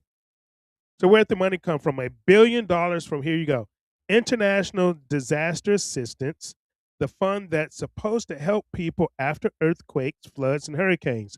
$200 million, that was $1 billion. $200 million from peacekeeping operations, $50 million from international organizations. So they pulled it from programs designed to help the world's most vulnerable people and sent it to a board with no transparency, no oversight, and no accountability to Congress. So what is the Board of Peace? The Board of Peace is Donald Trump's personal international organization. I didn't think the President of the United States could do that as per the Constitution, right? Is anybody going to hold this man accountable to the freaking Constitution at all? So that's his own personal international organization. He's the chairman. I didn't think the President of the United States could be a chairman of something else while he was President of the United States. And he will remain the chairman even after he leaves the presidency. So basically, he just gave himself $1.25 billion. Does this make sense to any freaking body? Even you cult members, even the MAGA cult members that agree with everything that President Trump does is right. Does this even make sense to you? He just gave himself $1.25 billion of taxpayer money to his board. Does that make sense? So what happens when countries want a permanent seat, right? You guys got to get this. So countries that want a permanent seat. Hold on, I was jamming or something. It costs $1 billion. You pay $1 billion, get a seat. Don't pay, you get a you get a 3-year appointment. And Trump told us this. This is what Trump told us too. U.S. would give $10 billion total to this board. So understand. Did you guys just get that? Did you just get it? Trump told us that the U.S. was going to give him $10 billion as his board. They're going to give him $10 billion. So now here's what the Board of Peace has done so far. It has not transferred a single dollar to Gaza. It has not disclosed how it plans to spend any of the money. It has offered zero transparency about its investments or its operations. So what it has done is convene a meeting where Jared Kushner presented a $30 billion vision for Gaza. This is the Kushner plan. And I got about 15 minutes left, and I gotta see if how much of this I'm gonna get into.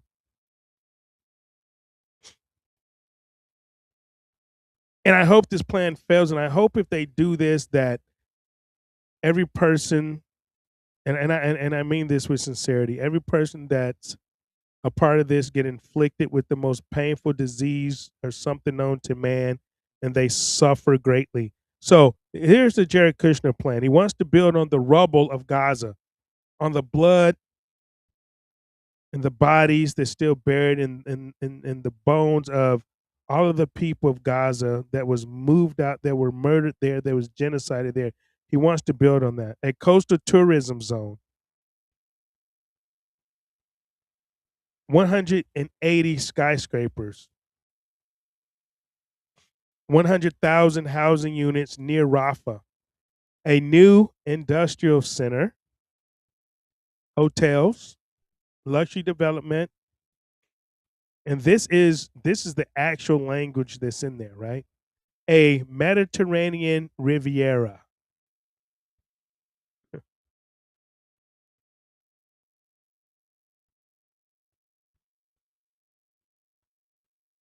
Gaza, where over 72,000 Palestinians have been murdered, have been killed.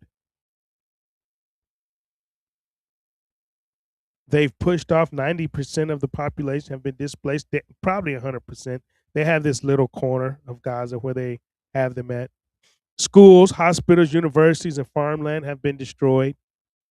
People are still buried under the rubble. That's where Jared Kushner wants to build 180 skyscrapers.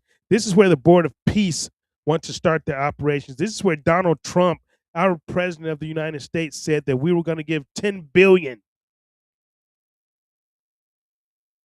of your tax money, and 1.25 billion of it moved this week without Congress.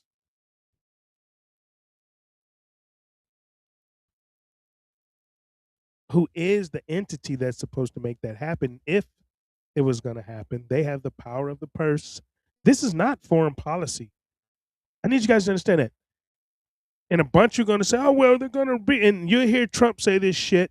Oh, we're going to rebuild Gaza so they can come back and it'll be a place that they were there. Stop it, man. This is a freaking real estate deal. And we're financing it. The American people is the financing arm of this real estate deal. So just stop it. And I don't care if you love Trump. I don't care if you hate him. I don't care what party you're in. This is your money. This is our money. And you deserve to know where it's going. Congress is supposed to control the purse. They didn't vote on this, not one vote. And so ask your member of Congress why.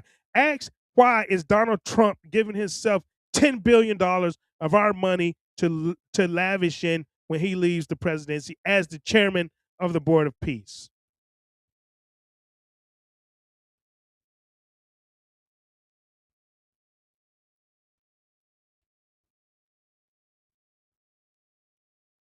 No, I was going to get into the TSA stuff. I'm not going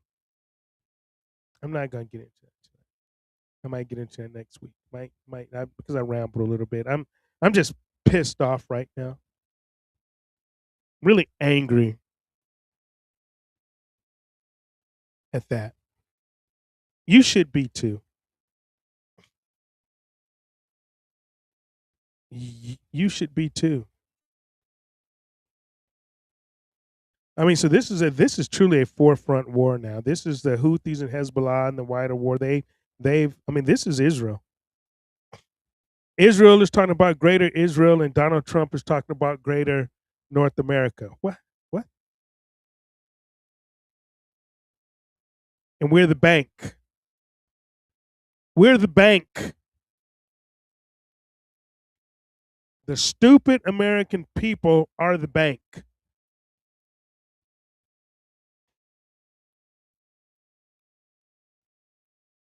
You know, and when I was getting ready for this show, while our troops were getting wounded in Saudi Arabia, The Houthis, like I said, they jumped back into the fight.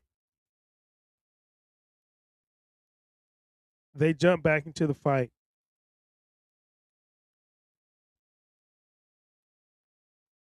So I think Iran is winning the narrative war, to be honest. Here's something you won't hear. You won't hear, and I'm going to wrap this up with this, though. Because you're not going to hear this on the mainstream networks. You're going to, Iran state media. And I know they say, oh, you can't listen to Iran state media. Well, can we listen to ours? Because ours have blackout. You don't hear the truth. Iran is calling this a victory for real. Their parliament is codifying control of the straits. Their military commanders are vowing to fight an invasion inch by inch by inch. And I don't feel good about us dropping troops in there. I don't. Their foreign minister says the exchange of messages with the U.S. through mediators doesn't even constitute negotiations. He said, I'm not listening to third parties. I don't care. I'm not listening. We're not negotiating. You sending shit through Pakistan doesn't matter to us. We're not listening. And you know what? On the straits, they're right. They still control it. I mean, we haven't opened it, and we really can't. And the oil market knows it. Stocks are still falling. What was it? 700 and something more points lost on Friday. Energy prices are spiking, right? President of the United States, Trump, said this will be a 4 to 6 weeks war. And he said we've won in many ways. What is he talking about? Is he looking? Okay, we've bombed, and they're bragging about this. Oh, we've bombed. You have these people on Bannon's show and these captains and all this shit. They talk about, oh, we've bombed 10,000 targets. We're winning. We've bombed 10,000 targets. We had 1,000 targets. We're bombing 1,000 targets a day. Straits are still closed.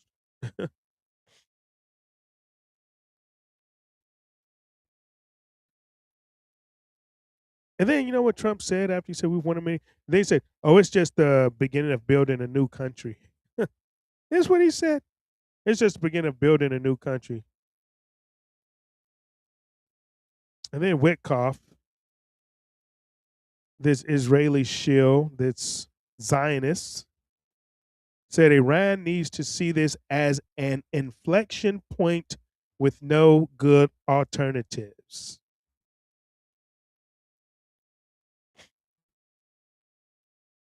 I don't see that as language of a man who's won.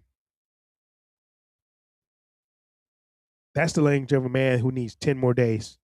He needs 10 more days. But this is why we do this show, not to entertain you, not to make you feel good. We do this show to tell you the truth. I mean, to look at the facts, to lay them out and let you decide, because I know you're not stupid. People that watch this show is not stupid. Even the trolls that come in every now and then, they're not stupid. They just want to come in and talk shit. But you know what? You don't need somebody to think for you. You need someone who's willing to say what the networks and what the people around you and what your government won't say. At least 13 Americans are dead that they will admit to. At least 302 are wounded. We're 4 fronts now open. We're battling the one Iran front, but there's 4 fronts. We have to acknowledge that because we're in this with Israel. They took us here, and our leaders got led by the nose here. So and it's unauthorized. This unauthorized war is spreading. It's spreading. Make no doubt about that. It's spreading. $1 billion of disaster relief money got funneled to a board that's building luxury hotels where the president of the United States is the board chairman. Let that sink in.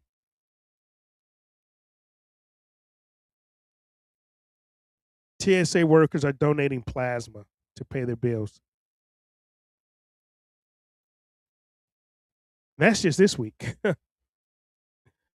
That's this week. That's the news, and we're going to keep covering it every Sunday night right here on the Radical Republicans live show, uncensored, unfiltered, unedited, unscripted. definitely unapologetic. And I want you guys to share the show. So if the show meant something to you, if my show, 'cause I actually work hard to bring you this show every Sunday night, and I do it myself. I produce my own show. I research everything for myself. People don't give me. I don't have a team of people giving this to me. So send it to somebody who needs to hear it. You know, I mean, and I'm shadow banned, so the algorithm is not our friend. Word of mouth is. You have to get it out. You're the distribution network. Because I've been shadow banned since 2020. So use it, okay? I'm gonna throw. Well, the platforms is rumble.com, user Jarome Bell at Rumble, YouTube at Chief Jarome Bell. You can find it. Getter, you can find the link in the show notes. Subscribe, star, go there, check it out. I want you guys to definitely um, share all three platforms for me. So before I leave, though, I got about 4 minutes. I may just take it over because I really want to talk about the refounding. The Federalist 10 continued, okay? Because I sort of think it's important. I last week I introduced it to you, James Madison, Federalist number 10, and it was published November 22nd, 1787. And there was the Union as a safeguard against domestic faction and insurrection. Okay, and I asked you last week. Well, and Madison defined a faction as any group of citizens united by a passion or interest adverse to the rights of other citizens or adverse to the permanent and aggregate interests of the community.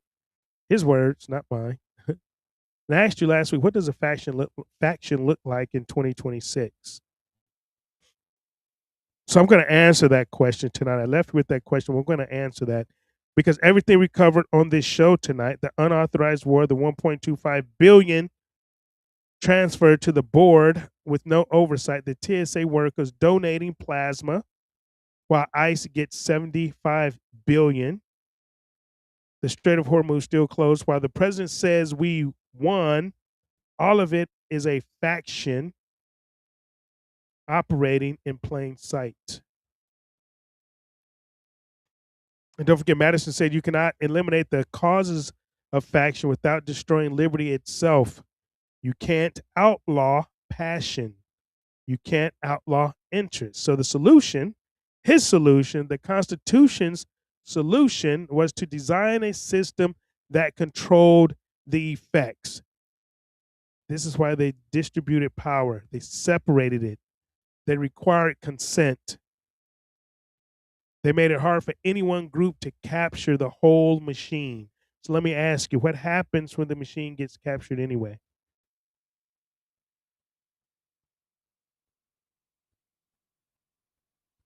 What happens when one faction, and I'm talking about a party, I'm talking about an interest, gains control of the executive branch, gains control of the Congress, gains control of the foreign policy apparatus, gains control of the defense budget and the war making power all simultaneously?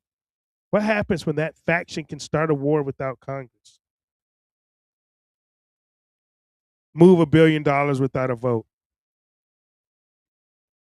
and pay some essential workers while starving others, all based on which workers serve the faction's agenda. Madison called that the tyranny of faction. And he said a large republic with representative government was the antidote. Representatives who filter public passion through reason, distributed power that prevents capture. A system where no one group can dominate the whole.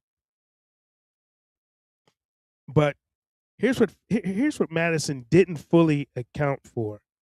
And I say this with the deepest respect for the man because he was the greatest political mind this country has truly ever produced.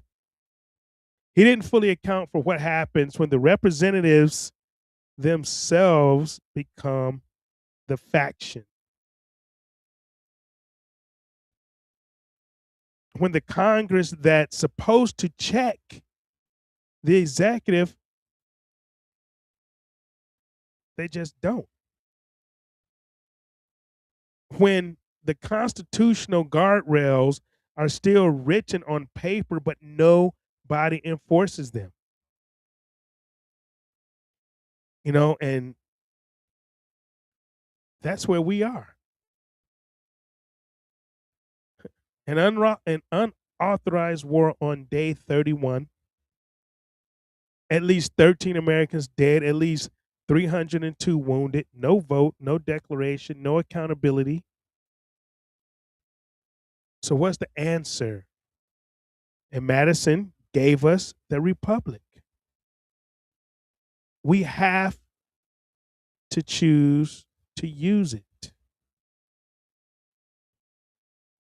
And that's where my America Only platform is, and that's what the refounding, I'm going to keep preaching that every week. That's where the refounding of America is. It's not a rejection of Madison. Okay. It's a return to what he envisioned. It's a return to him. No foreign wars without a declaration.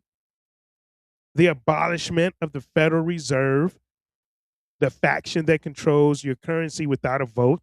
That was the IRS. We need to abolish that. The enforcement arm of a tax system the founders never intended. We have to end property taxes because a man who pays rent to the government to own his own land is never truly free. And I believe an immigration moratorium is definitely needed because sovereignty is not negotiable. We need to get out of NATO. We need to get out of the UN because entangling alliances are exactly the kind of factions Madison warned against operating at the international level. So the refounding is not radical. It's a restoration. I want you guys to understand that. It is Madison applied to 2026. That's what the refounding is. But next week we go deeper. Next week we're going to get into Federalists. Well, if we do a show on Easter, maybe the next week. Okay, if you get the notification or if you know me or text me, I'll let you know. But we're going to the next show. I'll say that we're going to dive in deeper to Federalist number 51. We're going to because ambition, what Federalist number 51, ambition must be made to counteract ambition. What is this? And because right now on the war powers question alone, ambition is running unopposed. And Madison told us exactly what that leads to. All right, so stay with me. This is a series. This is the education. This is going to be the refounding. And now before we go, got one more obligation, and we're just going to play it. So the most important thing we do on this show right now, we're going to say the names of the 13 that were wounded, and we're going to end the show the way we ended it last week, at least with taps anyway. So Major Jeffrey O'Brien, Chief Warrant Officer Robert Marzon, Captain Cody Cork, Sergeant First Class Nicole Amor, Sergeant First Class Noah Tegens, Sergeant Declan Cody, Sergeant Benjamin Pennington, Major John Clinner, Captain Ariana Savino, Captain Seth Koval, Captain Curtis Angst, Technical Sergeant Ashley Pruitt, Technical Sergeant Tyler Simmons, and also fallen non-combat Major Sorfleet Davies. He passed away March 6th. And so that's the update. So we're going to go out giving them their tribute we do for fallen soldiers. And I'll see you guys on the next show.